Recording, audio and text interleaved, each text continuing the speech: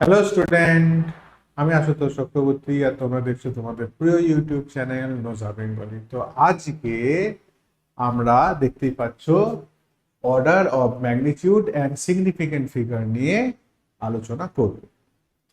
Order of magnitude বা কি, significant figure কি? সিগনিফিকেন্ট ফিগার অনেকে জানা আছে, অর্ডার অফ ম্যাগনিটিউডও অনেকে জানা আছে, কিন্তু ইউজ কি করে করবো, এদিকে অ্যাপ্লিকেশনে কিভাবে নেবো, এবং যদি নিউমেরিক্যাল প্রবলেম পরীক্ষায় পায় তাহলে তাকে সলভ বা কি করে করবো। তো চলো একে একে জানবো নিয়ম, সাথে থাকবে প্রচুর নিউমেরিক্যাল প্রবলেম, বাস্তব উদাহরণ।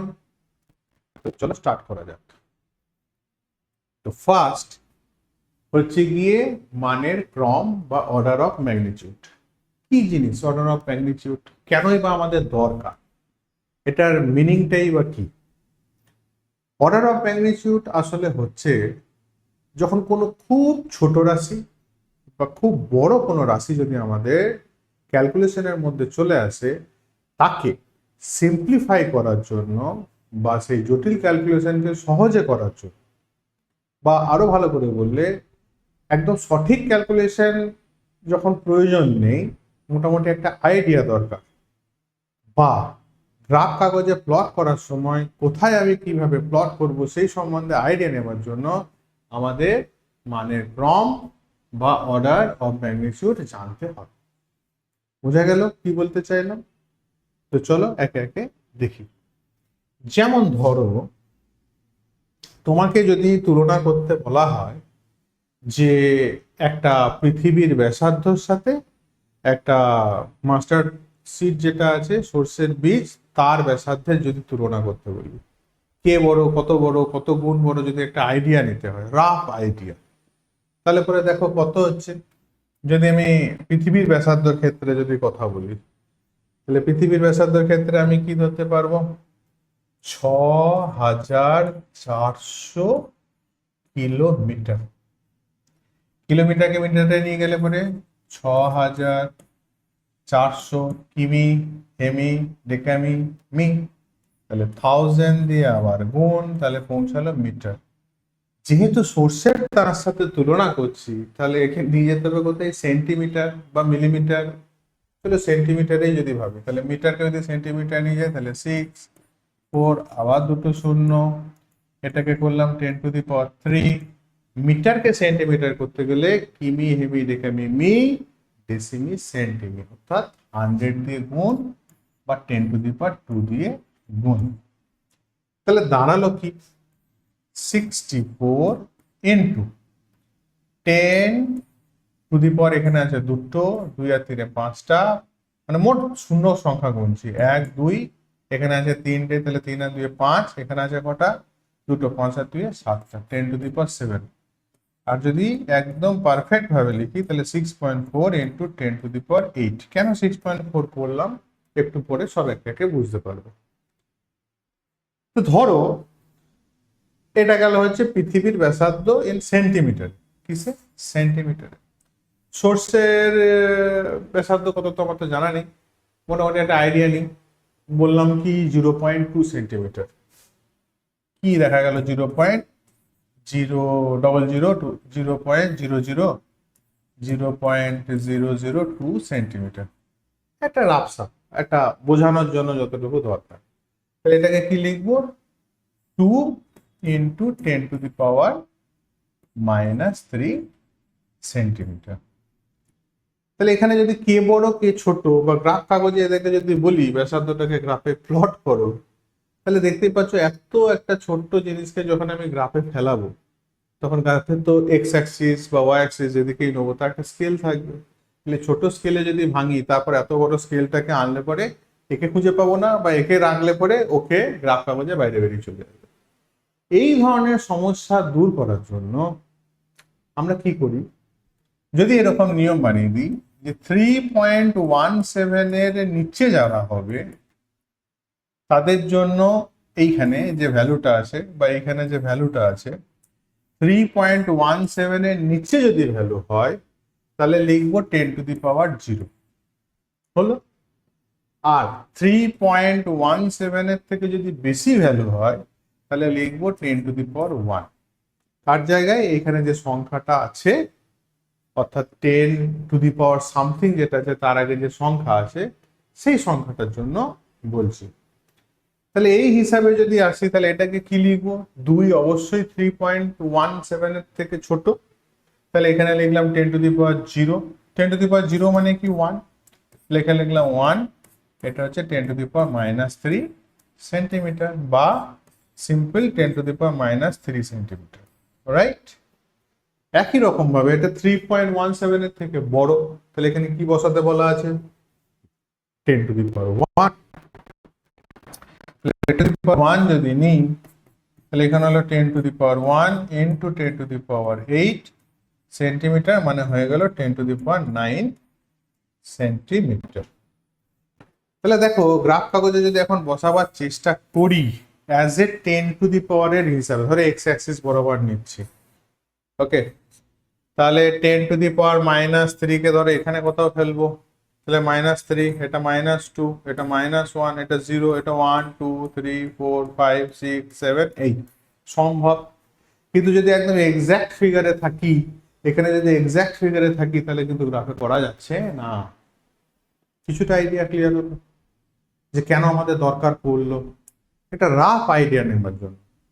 যখন একদম সঠিক পারফেক্ট ক্যালকুলেশন দরকার নেই, মহাজাগতিক বিশাল বড় বড় দৈর্ঘ্য বা কোনো খুব ছোট একটা দৈর্ঘ্য, এই ধরনের যখন তুলনামূলক জায়গা চলে আসে তখন আমাদের এই প্রসেসকে অ্যাপ্লাই করলে কি হয়, শর্ট করে একটা ডিসিশনে আসা সম্ভব হয়। এর কিছু তো রুলস আছে এটাকে করার, চলো রুলস গুলোকে ডিটেলসে যাই। কি কি রুলস? ফার্স্ট, মানে ক্রম বা অর্ডার কাকে বলছে, কোনো ভৌত রাশির পরিমাপকে যখন 10-এর ঘাত বা পাওয়ার হিসাবে প্রকাশ করা হয়, ওই যে বললাম 10-এর ঘাত বা পাওয়ার হিসাবে, একে করলাম কি 10 টু দি পাওয়ার 1 বা 10 টু দি পাওয়ার 0, আর একে কি করলাম 10 টু দি পাওয়ার 1 করলাম, তাহলে পাওয়ার হিসাবে করলাম না। তাহলে পাওয়ার হিসাবে যখন করব, ঘাতে যখন নিয়ে আসবো কত, 10-এর, তাহলে 10-এর ঘাতে যখন আমরা নিয়ে নেব তখন সেই রাশিটিকে মানে ক্রম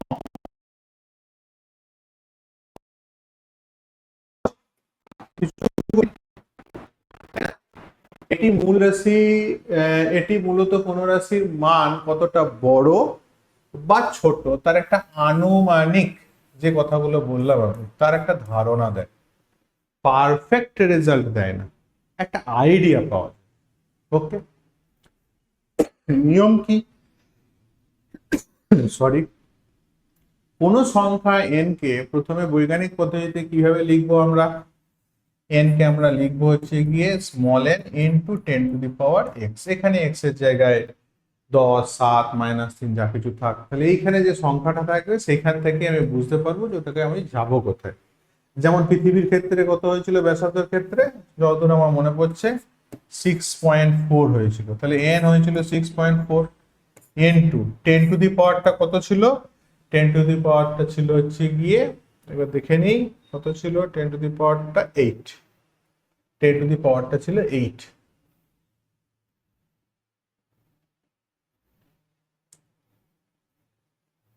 তাহলে এখানে হলো 10 টু দি পাওয়ার 8, বোঝা গেল। তাহলে এইটা হচ্ছে 10 to the power 8 R N হচ্ছে গিয়ে 6.4। সোর্সের ব্যাসার্ধের ক্ষেত্রে কত হয়েছিল, এন ইকুয়াল টু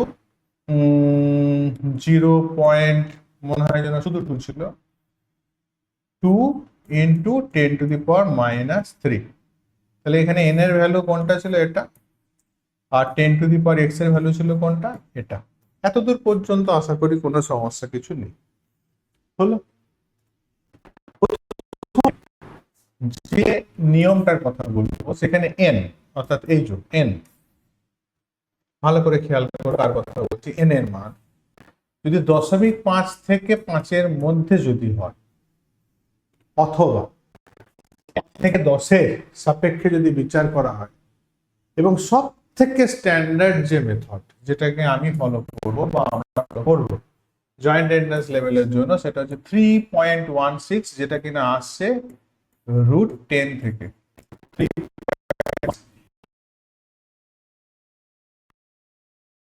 নাম্বার কি বলছে দেখো, প্রথম নিয়ম ভালো করে খেয়াল করো, 3.16 এর থেকে যদি ছোট হয়, n এর মান যদি ছোট হয়, তাহলে n কে আমরা 1 ধরে নেব। এটাই মেন, এই জায়গাটাকে খেয়াল রাখলে আর চ্যাপ্টারটা কিছু নেই। n এর ভ্যালু যদি 3.16 এর থেকে যদি ছোট হয়, তাহলে n এর মানকে আমি 1 ধরবো, মানে এক কথায় 10⁻0 ধরবো। কত ধরবো? 10⁻0 মানে 1, নাকি? রুলস নাম্বার 2, এটা গেল 1 নম্বর রুলস, এটা গেল 2 নম্বর রুলস। রুলস নাম্বার 2 তে কি বলছে? n এর মান, এই n এর মান, এই n এর মান যদি 3.16 এর থেকে বড় হয়, তাহলে আমরা 10 ধরবো, যেটাকে না আমি বলেছিলাম 10⁻1 ধরবো। 10⁻1 ও যা, 10 ও তাই। তাহলে হবে কি, এখানে যেমন হয়েছিল 6.4 মানে হচ্ছে 3.16 এর থেকে বড় হলে এটাকে ধরেছিলাম 10⁻1, এখানে অলরেডি 10⁻8 ছিল। যে আলটিমেট পাওয়ার দুটোর কি হয়েছিল? যোগ, 1 + 8 হয়েছিল। তাহলে পাওয়ার এখানে 1 বাড়বে। একদম সিম্পল।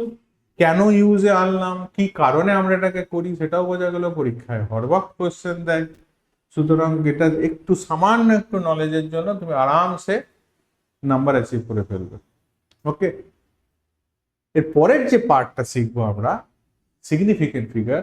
এটা আমাদের তো ফিজিক্সের অঙ্ক করতে গিয়ে বারংবার ক্যালকুলেশনে লাগে, বারংবার মানে বারংবার।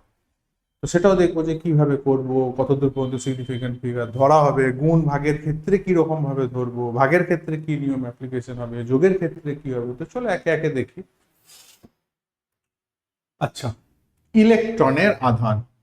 ইলেকট্রনের আধান হচ্ছে কি 1.6 ইন্টু 10⁻⁻19 কুলম্ব। রুলস, রুলস হচ্ছে 3.16, নিশ্চয়ই ভুলে যাওনি।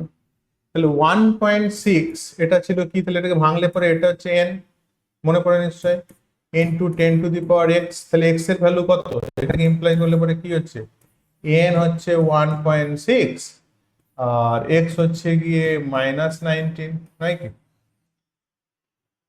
এবার এই যে n এর ভ্যালু 3.16 এর থেকে ছোট না বড়? ছোট। ছোট যদি হয়, তাহলে আমি এখানে কি ধরবো? আমি ধরবো 1, আমি ধরবো 1। তাহলে এখানে কি হবে, এটার জায়গায় এলো 1 ইন্টু 10⁻⁻19 কুলম্ব, বা সিম্পল 10⁻⁻19 কুলম্ব। ওকে, 10⁻⁻19 কুলম্ব। একটা ছোট্ট ডিসিশন, শুধু 3.16 এর থেকে বড় না 3.16 এর থেকে ছোট। বড় হলে পরে 10 আর ছোট হলে পরে 1। এবার যেমন ধরো বললাম আলোর গতিবেগ। আলোর গতিবেগ কত আছে? আলোর গতিবেগ আছে হচ্ছে কি আমার এখানে 3 ইন্টু 10⁸ মিটার পার সেকেন্ড। তাহলে 3.16 এর থেকে ছোট, তাহলে কি ধরবো? 1 ইন্টু 10⁸ মিটার পার সেকেন্ড, মানে সিম্পল দাঁড়িয়ে গেল 10⁸ মিটার পার সেকেন্ড। ক্লিয়ার? এবার চলে আসো পৃথিবীর ব্যাসার্ধ। কত আছে? পৃথিবীর ব্যাসার্ধ আছে 6.4 ইন্টু 10⁶ মিটার। তাহলে 6.4 কে আমি কি ধরবো? 6.4 মানে 3.16 এর থেকে বড়, 3.16 এর থেকে বড় মানে কি ধরবো? 10। আর এখানে যেমন ছিল 10⁶ মিটার থাকতে দাও, তাহলে রাউন্ড অফ করলে পরে হবে 10�৭ মিটার। এই তো সিম্পল একটু জিনিস, তাই না? এই জিনিসগুলো পড়তে বেশি টাইম লাগে না, মাথায় বেশি চাপ লাগে না, শিখে রাখতে পারলে পরে টুকটাক নাম্বার চলে আসে। পরীক্ষাতে তো দেয়, ইভেন নিট যেই জয়েন্ট এন্ট্রান্সে পর্যন্ত এই কোশ্চেন দেয়। কেন দেয়? ছাত্ররা অ্যাভয়েড করে, দেখে না, সেই জন্য দেয়। ওকে, সার্থক সংখ্যা বা সিগনিফিকেন্ট ফিগার কি জিনিস? কোন একটা বড় ক্যালকুলেশন হয়েছে, হওয়ার পরে দেখা গেল দশমিক সংখ্যা অনেক চলে গেছে, মানে 3.6789232132 করে চলে গেছে, তাহলে আমি 3 ডিজিট পর্যন্ত যেতে চাইছি। বা গুণ ভাগ করার পর আমাকে কত ডিজিট পর্যন্ত যাওয়া উচিত, নিয়ম কি তার, কত ডিজিট পর্যন্ত নেবো? যদি 3 ডিজিট বলে দেওয়া থাকে তো ভালো কথা, তাহলে বলে দিয়েছে। কিন্তু যদি কিছু না বলে দেওয়া থাকে, তাহলে আমি আলটিমেট যাবো কত দূর, তারই বা কোনো নিয়ম আছে কিনা। এবং কোন কোন সংখ্যাগুলোকে সিগনিফিকেন্ট ফিচার হিসেবে ধরবো আর কোনগুলোকে ধরবো না, কখন ধরবো কখন ধরবো না, একটা গোটা টেবিল আকারে দেখায়, পুরো জিনিসটা ক্লিয়ার হবে। প্রথম দেখো, দেখতে পাচ্ছ সবাই? একদম একে একে আসি। নিয়ম নাম্বার 1। নিয়ম নাম্বার 1-এ কি বলছে? সমস্ত অশূন্য সংখ্যা non zero digit, non zero digit যদি আমার থাকে ক্যালকুলেশনের পর, তারা সবাই সিগনিফিকেন্ট ফিগার বা সার্থক সংখ্যা। তাহলে এখানে কটা আছে? 2, 3, 4, 5। 234.5-এর ভিতরে 2, 3, 4, 5 চারটেই নন জিরো জিনিস, তাহলে এখানে সার্থক সংখ্যা হচ্ছে 4। পরীক্ষায় কোশ্চেন আছে, দুটি অশূন্য অঙ্কের মাঝে থাকা সমস্ত শূন্য, দুটি, এটা খুব ভালো করে মাথায় রেখো, দুটি অশূন্য সংখ্যার মাঝে থাকা সমস্ত শূন্য সার্থক সংখ্যা। তাহলে 1005.13 যদি থেকে থাকে বা যাই থাকে, 1005 যদি থাকে এই সংখ্যাটা, তাহলে এখানে 5 আর 1-এর মধ্যেখানে জিরো স্যান্ডউইচের মতো বসে আছে, তাহলে এখানে জিরো কিন্তু সার্থক সংখ্যা হিসাবে কাউন্ট হবে। তাহলে এখানে সার্থক সংখ্যা হিসাবে কত হলো? 4। এখানে যে 7টা রুলস আছে তোমাকে একদম এক্সাক্ট মনে রাখতে হবে। রুলস নাম্বার 3 কি বলছে? প্রথম অশূন্য অঙ্কের বাঁ দিকে থাকা শূন্যগুলো কখনোই সার্থক সংখ্যা নয়। প্রথম অশূন্য সংখ্যার বাঁ দিকে থাকা শূন্যগুলো সার্থক সংখ্যা নয়। যেমন ধরে নাও 0.0034 কেজি, তাহলে 34 হচ্ছে কি প্রথম অশূন্য সংখ্যা, তার আগে থাকা যে দুটো শূন্য দশমিকের পরে তারা ইনভ্যালিড। তাহলে এখানে সার্থক সংখ্যা কে কে? 3 আর 4, আর কেউ কিন্তু নয়। মনে থাকবে দুটো রুলস, বারবার বলছি। দশমিক যুক্ত সংখ্যার ক্ষেত্রে শেষ অশূন্য অঙ্কের ডান দিকে সমস্ত শূন্য সার্থক শূন্য, সার্থক সমস্ত শূন্য সার্থক। তাহলে অশূন্য দিয়ে যদি শুরু হয়, তারপরে যদি শূন্য থাকে, তাহলে সেই শূন্যগুলো সার্থক সংখ্যা হিসাবে ধরা হবে, সিগনিফিকেন্ট ফিগার হিসাবে ধরা হবে। তাহলে 4.500, তাহলে 4500 প্রত্যেকে সার্থক সংখ্যা। তাহলে কটা হলো? 1টা, 2টো, 3টে, 4টে, 4টে হচ্ছে সার্থক সংখ্যা। ওকে। দশমিক দশমিকহীন পূর্ণ সংখ্যার শেষে থাকা, দশমিকহীন এই লাইনটাকে ভালো করে খেয়াল রেখো, যে যে জায়গাগুলো মাথায় রাখার আমি স্টার মেরে দিচ্ছি, ডান দিকে থাকে এই যে জায়গাগুলো, এগুলো খেয়াল রাখলেই বাস, পরীক্ষাতে চিন্তা নেই। দশমিকহীন পূর্ণ সংখ্যার শেষে থাকা শূন্যগুলি সার্থক হতেও পারে, নাও হতে পারে। লজিক কি? লজিক বলছি। অস্পষ্টতা দূর করতে বৈজ্ঞানিক পদ্ধতি ব্যবহার করা হয়ে থাকে। কি পদ্ধতি? পরে আসছে। তাহলে দশমিকহীন পূর্ণ সংখ্যার শেষে থাকা শূন্যগুলো সার্থক হতেও পারে, সরি,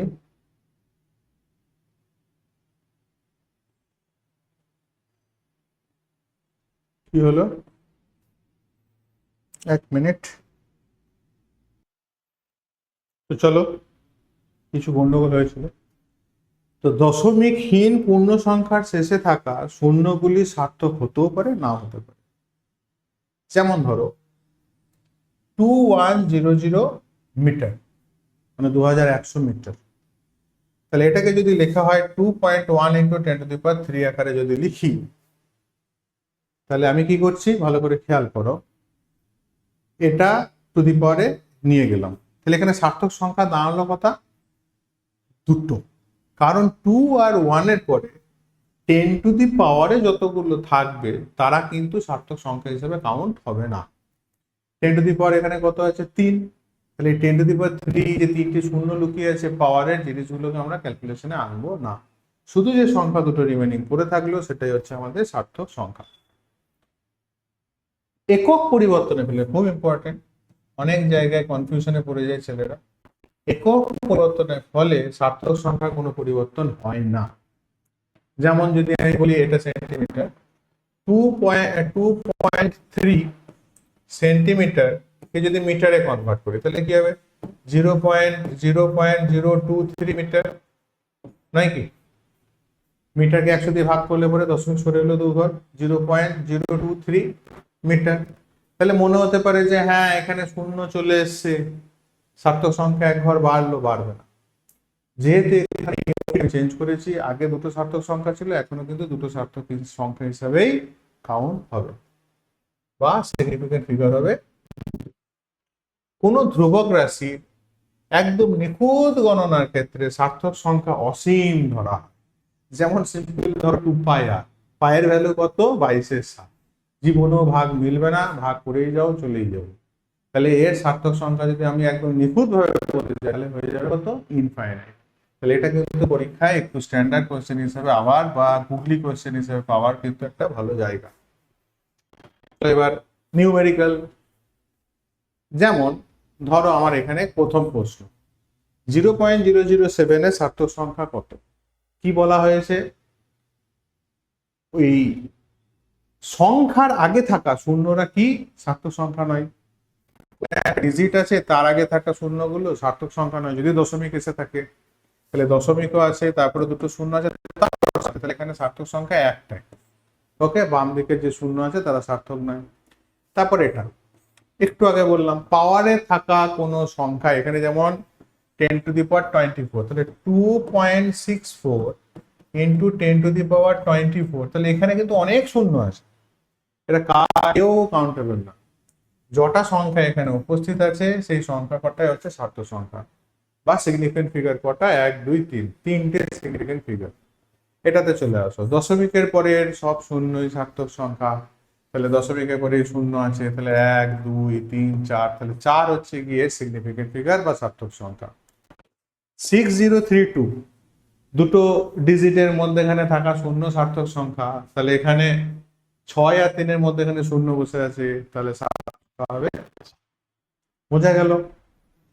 এগুলো থেকে বারংবার কোশ্চেন এসছে বোর্ড লেভেলে, বারংবার রাউন্ড আপ করা বা আসন্ন মান বার করা। আসন্ন মান বার করার ক্ষেত্রে তোমরা অনেকেই জানো, আমি আরেকটু ডিটেলে ভালো করে বলে দিচ্ছি কখন কি করব। যেমন ধরো তোমরা রাউন্ড আপ করতে দেখেছো যে 6.73 কে আমরা লিখি 6.7, আবার দেখবে 6.78 কে আমরা লিখে দিই 6.8, যদি এক ডিজিট পর্যন্ত যায় দশমিকের পর। তাহলে এখানে কেন 7 করলাম? রুলস হচ্ছে যাকে চেঞ্জ করতে চাইছি, যে সিগনিফিকেন্ট ফিগার পর্যন্ত আমি যেতে চাইছি, তারপরে সংখ্যাটা যদি 5-এর থেকে বেশি হয় তাহলে 1 যোগ করব, আর যদি 5-এর থেকে কম হয় তাহলে কিছু যোগ করব না। তাহলে এক্ষেত্রে 7 আর এখানে এই 7, এই দুটোকে চেঞ্জ করতে চাইছি। ভালো করে বুঝেছিও, 7-এর মানে দশমিকের পরে প্রথম ঘর, দশমিকের পরে প্রথম ঘর, দ্বিতীয় নম্বর সংখ্যাটা পর্যন্ত আমি যেতে চাইছি। তাহলে তাই যদি যেতে চাই, তাহলে 7-এর পর কি আছে? 3, 3 5-এর থেকে ছোট, তাহলে কোনো কিছু যোগ করবো না, 6.7 হলো। 7-এর পরে এখানে কি আছে? 8, 5-এর থেকে বড়, তাহলে 1 যোগ হবে, এটা হয়ে যাবে 6.8। প্রশ্ন হচ্ছে এটাই, যদি ধরে নাও 6 পয়েন্ট, যেমন ধরে নাও এইটা, এই দুটো উদাহরণ যদি তুলি, 5.35 কে আমরা লিখছি 5.4, আর 5.25 কে আমরা লিখছি 5.2। খুব ইম্পর্টেন্ট, এই পুরো পার্টটার মধ্যে এই জায়গাটা সব থেকে বেশি ইম্পর্টেন্ট, ভালো করে খেয়াল করো। 5.35, তাহলে আমি দ্বিতীয় ডিজিট পর্যন্ত যেতে চাইছি, প্রথম দ্বিতীয় ডিজিট পর্যন্ত আমি যেতে চাইছি। তো এখানেও 5 ছিল, এখানেও 5 ছিল, মানে না 5-এর বেশি না 5-এর কম, একদম এক্সাক্ট 5। তাহলে এক ক্ষেত্রে 1 বাড়িয়েছি আর আরেকটা ক্ষেত্রে কিন্তু কিছু বাড়ানো। যখন যখন 5-এর আগের সংখ্যাটা যদি বিজোড় হয় তাহলে কি হবে? অড নাম্বার যদি হয় তাহলে 1 যোগ হবে, 5.4 হবে। আর যদি ইভেন নাম্বার হয়, জোড় সংখ্যা হয়, তাহলে এটা হয়ে যাবে, কিছু যোগ হবে না, 5.2 থাকবে। সিম্পল নিয়ম। তাহলে একটু শর্টকাটে যদি বলি গোটাটাকে, জিনিসটাকে, এটা টেবিল বনে 5, এটা হচ্ছে আমার বেঞ্চমার্ক। তিনটে কন্ডিশন, তিনটে না 4টে কন্ডিশন, আমার 4টে কন্ডিশন আসছে। 1, যদি 5-এর লেস দেন হয় তাহলে কিছুই হবে না, নাথিং, নো চেঞ্জ। যদি 5-এর থেকে বড় হয় তাহলে +1 করব। এক্সাক্ট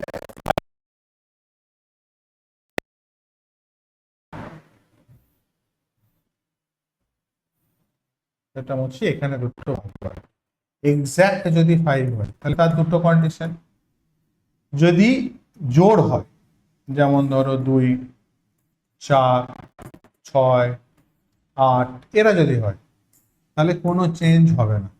যদি অড নাম্বার 3, 5, 7, 9 তাহলে কি করব, 1 যোগ করব। টেবিলটা খেয়াল করো, যদি 5-এর থেকে কম হয় কোনো চেঞ্জেস হবে না, যে সংখ্যাটা থাকবে সেটাই। যদি 5-এর থেকে বড় হয় তাহলে রাউন্ড অফ করার জন্য আমি 1 যোগ করে নেব। যদি এক্সাক্ট 5 হয়, তাকে চেঞ্জ করে দিয়েছি, তারপরে সংখ্যা এক্সাক্ট 5 হয়, তাহলে দুটো ক্যাটাগরিতে ভাগ হবে। তাকে চেঞ্জ করতে চাইছি, সে যদি নিজে জোড় হয় তাহলে কোনো চেঞ্জ হবে না, সে যদি বিজোড় হয় তাহলে 1 যোগ হবে। আশা করি বোঝাতে পেরেছি। সার্থক সংখ্যার উপরে আমি ধরো একটা অঙ্ক দিলাম, যেমন ধরো এখানে 4.23, 12.1 আর 0.45। চলো একটু ছোট করে নিই, দেখতে পাচ্ছ, একটু বড় করি। আচ্ছা, বলছে তিনটে বস্তুর ভর যথাক্রমে 4.23 গ্রাম, একটা হচ্ছে 12.1 গ্রাম, একটা হচ্ছে কি 0.456 গ্রাম, তাদের মোট ভরের সার্থক সংখ্যার নিয়ম অনুযায়ী কত হবে। এটা তোমাদের এইচএসে এরকম পাবে। এদেরকে যদি যোগ করি 4.23, ওকে, তারপর কি আছে 12.10, তারপর কি আছে দশমিক আছে এখানে, পয়েন্ট, এখানে একটা 0 আছে, 0.456। চলো যোগ, 6 6 গেল, 5 আর 3 8 হলো, 4 1 5, 5 আর 2 7, দশমিক 4 আর 2 6, এখানে 1। এবার আমি যেতে চাইছি কত, বলছে এখানে 12.1, মানে এই যে মিডলে যেটা আছে এর সংখ্যার পরে সবচেয়ে কম ঘর মাত্র একটা ঘর আছে। খুব ভালো করে কথাটাকে শোনো, এখানে 12.5, মানে যাদের যাদের যোগ করতে দিয়েছি এই শূন্যটাকে হাঁটায়, এটা ছিল না,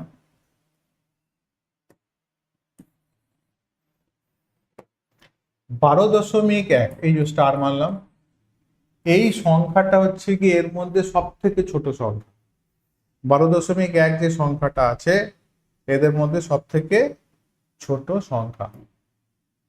ওকে, তাহলে 12.1 যে সংখ্যাটা এখানে সব থেকে ছোট সংখ্যা কি হিসাবে, দশমিকের পরে সব থেকে কম সংখ্যা ওরই আছে। এখানে দশমিকের পরে দুটো ডিজিট আছে, এখানে দশমিকের পর তিনটে ডিজিট আছে, এখানে দশমিকের পর একটা ডিজিট আছে, এইখানেই খেলা শুরু। তাহলে হলো কি, দশমিকের পরে যার সব থেকে কম সংখ্যা থাকবে, জটা থাকবে, যদি দুটো থাকে তো দুটো, যদি একটা থাকে তো একটা, তাহলে সেই 1 ঘর পর্যন্ত আমি রাউন্ড আপ করবো। তাহলে এদের মধ্যে সব থেকে ছোট সংখ্যা, ছোট সংখ্যা নয়, দশমিকের পরে সব থেকে কম সংখ্যা আছে 12.1-এর, তাহলে আমি 1 ঘর পর্যন্ত রাউন্ড আপ করবো, মানে 16.7 পর্যন্ত আমি যাব। এবার 7 1 বাড়বে না কমবে, অবশ্যই বাড়বে, সাথে পরে 8 5-এর থেকে বড়, তাহলে সাথে সাথে 1 যোগ হবে, এটা হয়ে যাবে রাউন্ড আপ করলে পরে 16.8। আশা করি বোঝা গ্রাম, আশা করি বোঝা গেছে না। একবার রিপিট করি, এই জায়গাটাই মূল জায়গা, একটা স্টার মেরে রাখো, খাতায় ভালো করে নোট করে রাখো। যাদের যাদের আমি যোগ করছি, গুণের ক্ষেত্রেও তাই, ভাগের ক্ষেত্রেও তাই, যাদের যাদের আমি যোগ বিয়োগ গুণ ভাগ করছি, তাদের মধ্যে যে সংখ্যাটা দশমিকের পরে সব থেকে কম সংখ্যা আছে সেটাই হবে আমার নির্ণায়ক, ওর উপরেই ভিত্তি করে বাকি ক্যালকুলেশন হবে। তাহলে এখানে সব থেকে ছোট কি আছে 12.1, নিজে বড় 12.1 সংখ্যা বড়, কিন্তু দশমিকের পরে সংখ্যা দেখো দেখতে গেলে ওরই সব থেকে কম, কটা আছে একটা। তাহলে আমি কত দূর পর্যন্ত রাউন্ড আপ করবো, 1 ঘর পর্যন্ত। বোঝা গেছে, গুণের ক্ষেত্রেও তাই, ভাগের ক্ষেত্রেও তাই। চলো একটা একটা করে উদাহরণ দেখে নিই। লেখা হয়ে গেছে, ওকে, চলো নেক্সট যাই। যেমন ধরো আমি বললাম একটি ব্লকের ভর হচ্ছে 5.74, এবং তার আয়তন হচ্ছে 1.2 সেন্টিমিটার কিউব। সার্থক সংখ্যা নিয়ম মেনে ঘনত্ব কত? তাহলে ঘনত্বের ইকুয়েশন কি? Density is equal to mass by volume. তাহলে মাস হচ্ছে গিয়ে 5.74 ডিভাইডেড বাই ভলিউম হচ্ছে 1.2, ভাগ করলে আসবে হচ্ছে গিয়ে 4.783333 গ্রাম পার সেন্টিমিটার কিউব। তাহলে এখানে যে দুটো সংখ্যা নিয়ে আমার ক্যালকুলেশন হচ্ছে তার মধ্যে একজন হচ্ছে 5.74, 5.74 এর দুটো দশমিকের উপরে দু ঘর আছে, আর যাকে দিয়ে ভাগ দিচ্ছি সেটা হচ্ছে 1.2। তাহলে দ্বিতীয় সংখ্যাটা হচ্ছে 1.2, যার দশমিকের পরে মাত্র একটা সংখ্যা আছে। আমি রাউন্ড অফ কত দূর পর্যন্ত করব? এক ঘর পর্যন্ত, অর্থাৎ আমি এই এক ঘর পর্যন্ত রাউন্ড অফ করব। বোঝা গেল? তাহলে রাউন্ড অফ যদি করি তাহলে এখানে কত করতে হয়? 4 পয়েন্ট, এবার 7 এর পরে কে আছে? 8, 5 থেকে বড়? ইয়েস বড়, তাহলে এক যোগ হবে, তাহলে 4.8 গ্রাম পার সেন্টিমিটার কিউব। 4.8 হচ্ছে গ্রাম পার সেন্টিমিটার কিউব। বোঝা গেল? 4.8 গ্রাম পার সেন্টিমিটার কিউব। তাহলে রুলসে কি দাঁড়ালো? যাদের যাদের আমি গুণ ভাগ করছি, যেমন ধরে নাও আমি কথার কথা বলছি 4.6123, তার সাথে দেখা গেল হয়তো 3.21 ভাগ করেছি, হয়তো দেখা গেল 3 ইন্টু 10⁴ গুণ ভাগ করেছি, দেখা গেল হয়তো 332.62 আর একটা আছে তার সাথে ভাগে আছে হচ্ছে গিয়ে দেখা গেল 3.111111। তাহলে আমি কত দূর পর্যন্ত যাব? এখানে একটা সংখ্যা, এখানে একটা সংখ্যা, এখানে একটা সংখ্যা, এখানে একটা সংখ্যা, তার মধ্যে সব থেকে দশমিকের পরে কম সংখ্যা নিয়ে বসে আছে ও। কটা ডিজিট আছে? মাত্র দুটো ডিজিট। তাহলে গুণ ভাগ করার পর যে ফলাফল বেরোবে দশমিকের পরে ঠিক 2 ডিজিট পর্যন্তই আমি রাউন্ড আপ করবো, তারপরে আর যাবো না। বোঝা গেল? তাহলে এই ছিল হচ্ছে গিয়ে মোটামুটির উপরে আমাদের order of magnitude and significant figure detail আলোচনা, একদম যতদূর লাগতে পারে উদাহরণ সহ সবকিছু দেখা আছে, দেওয়া আছে। এবার একটাই কাজ, কিছু উদাহরণ তোমরা নিজেরা বসে নিয়ে করে নাও, বাস, আর কোনো টেনশনই নেই। তাহলে ভালো থাকো, ভালো করে পড়ো, আর কি। ওকে, টাটা, বাবাই।